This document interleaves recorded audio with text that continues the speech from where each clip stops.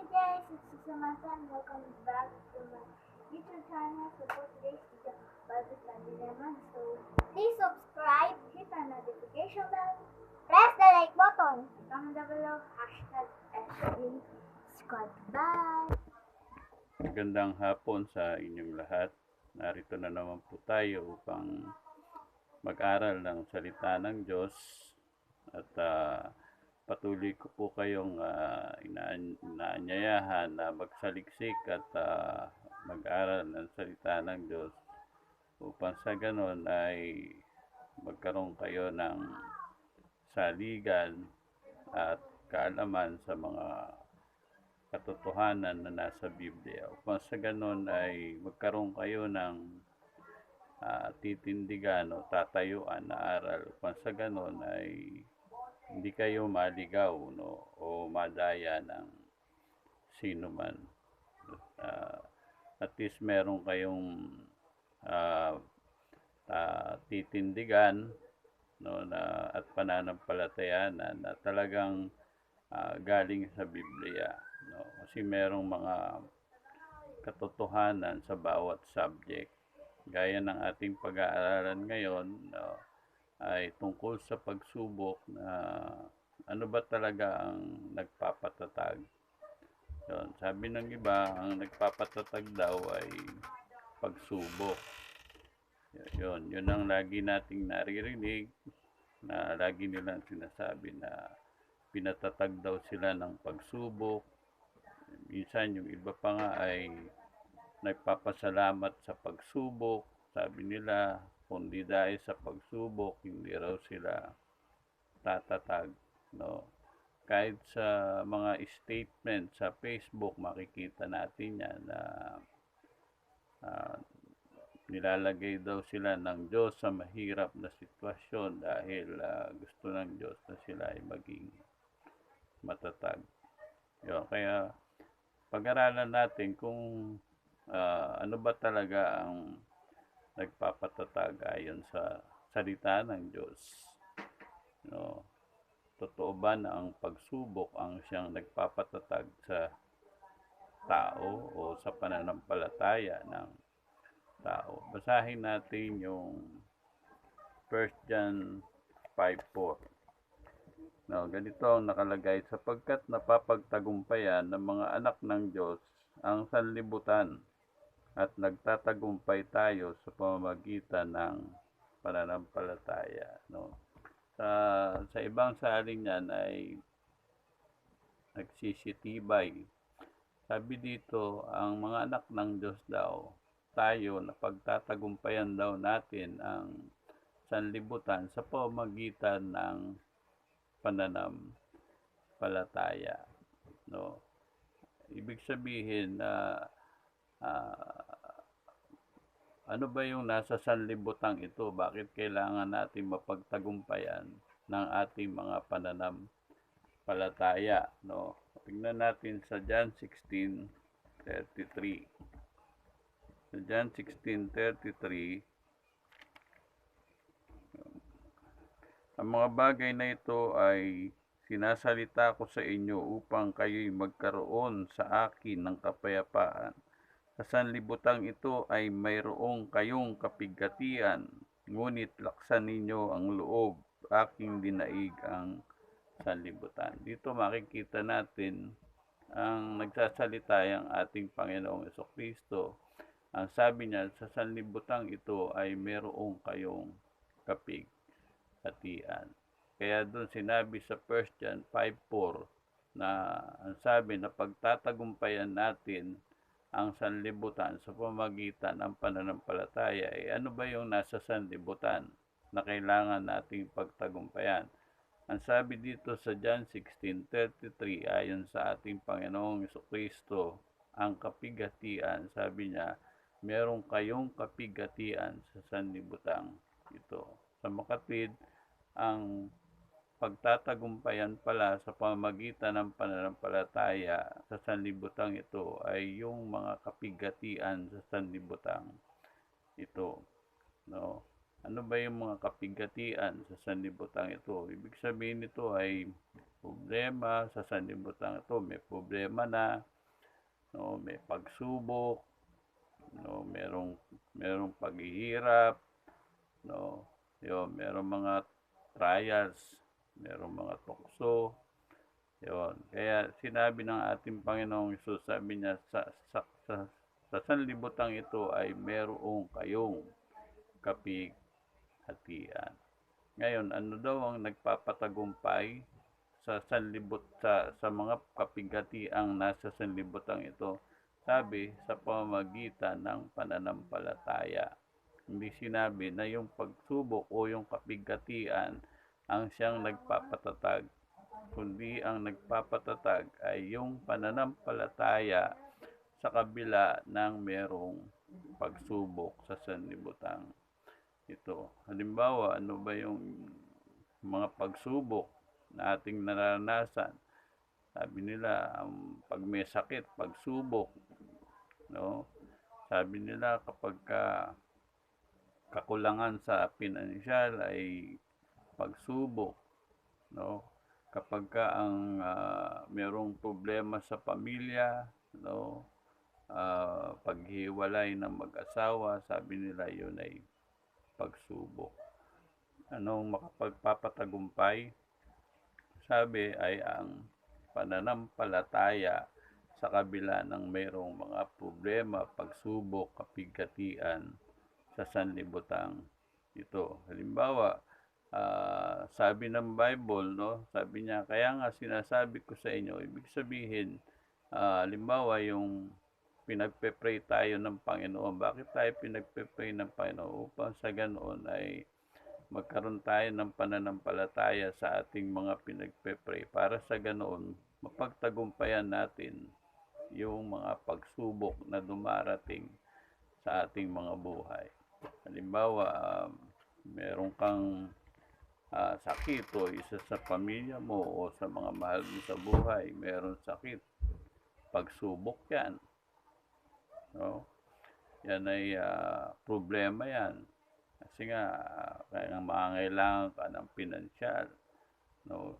Kailangan mo ng pera para sa ganun makapagpa-hospital o madala sa doktor. Ibig sabihin, para sa tao, sabi nila, pagsubok yan. Hindi yan ang nagpapatatag.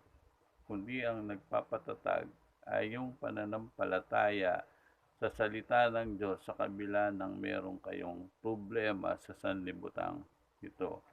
Halimbawa, sabi ng Bible, sinabi ng Diyos, pupunan ko ang bawat kailangan ninyo ayon sa mga kayamanan sa kalwalhatian kay Kristo. Ano ang sabi? Bagamat merong problema sa kakulangan ng pinansyal, ang sabi ng pangako ng Diyos ay, pupunan ko ang bawat kailangan ninyo ayon sa kanyang mga kayamanan sa kalwalhatian kay Kristo Jesus. Ano pa ang mga pangako ng Diyos patungkol sa kakulangang pinansyal? No, ang sabi niya, dapat hanapin muna ninyo ang kanyang kaharian at ang kanyang katwiran, at ang lahat ng mga bagay na ito ay idaragdag sa inyo. O ganun din, sabi sa 2 Corinthians 8:9, si Kristo bagamat mayaman, siya'y naghirap upang tayo ay yumaman. Sa makatwid, ang nakapagpapatagumpay, no, sa mga problema sa sanlibutan ito, hindi yung pagsubok, kundi ang nakapagpapatagumpay sa sanlibutan ito sa kabila ng merong mga problema, pagsubok, ay yung pananampalataya sa salita ng Diyos. Hindi yung pagsubok. Kaya maling sabihin na ang pagsubok ang siyang nagpapatatag. Maling sabihin na ang pagsubok ang siyang nagpapatibay o nagpapalakas. Kasi hindi yan pangkahalatan, ni nakalakasan. Bakit? Kasi hindi naman lahat lumalakas eh. Dahil merong nagpapakamatay. No? Dito nga, nung dumating yung COVID, merong mga dumadating na depression. Ang ginagawa ng mga ibang magulang, pinapatay na lang yung kanilang mga anak. Hindi sila lumalakas No, ibig sabihin, bagamat sabi ng iba, lumakas sila tuwing merong pagsubok, tumatatag sila. Hindi ganun ng Diyos na namimili lang ng palalakasin. No? Ibig sabihin, hindi lahat lumalakas. No? Kasi merong nagpapakamatay. Pagka merong pagsubok, merong nanghihina. Pagka may pagsubok, bagamat merong ding lumalakas. Hindi ganun ng Diyos. Ang Diyos, binigyan niya tayo ng pangako, binigyan niya tayo ng kanyang salita para kung ganon, sa kabila ng meron tayong mga pagsubok, problema na dumating sa buhay natin sa libutan ito, ay pinalalakas niya tayo sa kanyang mga salita. Ibig sabihin, pinalalakas niya yung ating pananampalataya para sa ganon, kapag lumakas yung ating pananampalataya sa kanyang mga salita at sa kanyang mga pangako, mapapagtagumpayan natin yung mga problema sa sanlibutan ito. Halimbawa, may sakit ka, problema yon. Ano ang sabi ng salita ng Diyos pagdating sa sakit? Sabi niya, kinuha ko na ang inyong mga sakit at karamdaman. Sabi niya, upang matupad ang sinabi ni Propeta Isaias na nagsasabi, siya rin ang kumuha ng ating mga sakit at nagdala ng ating mga karamdaman. Dahil sa sugat ni Kristo, kayo'y nangagsigaling. Kaya yun yung nagpapatatag sa atin. Ang nagpapatatag sa atin ay yung pananampalataya natin sa mga salita ng Diyos na kung anong bagay man yung ating nararanasang pagsubok. Hindi yung pagsubok. Kaya pagka ganun, ang ginawa ng Diyos sa atin, pantay-pantay.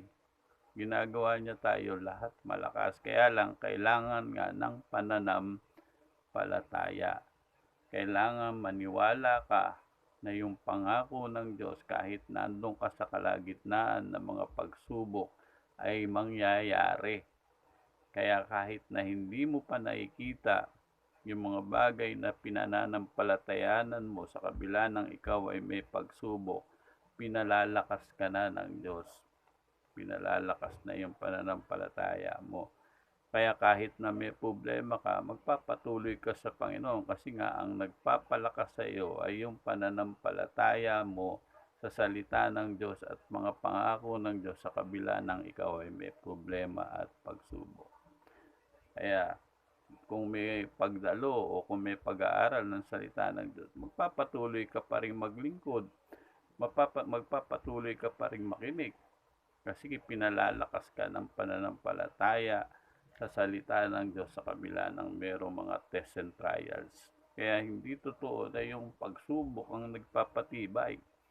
Kasi ang Diyos pag nagpatibay, pati natitibay tayong lahat. Kasi na-experience ko, minsan may mga Kristiyano, pag may pagsubok na, may mga problema na, hindi na sila dumadalo eh. Bakit hindi sila dumadalo? Kung talagang yung pagsubok ang nagpapalakas. Bagamat minsan, sabi nung iba, may dumalo, nagpasalamat sa Diyos, pinatatag daw siya ng pagsubok. Bakit siya lumakas, yung isa hindi? Di namimili ang Diyos ng pinalalakas.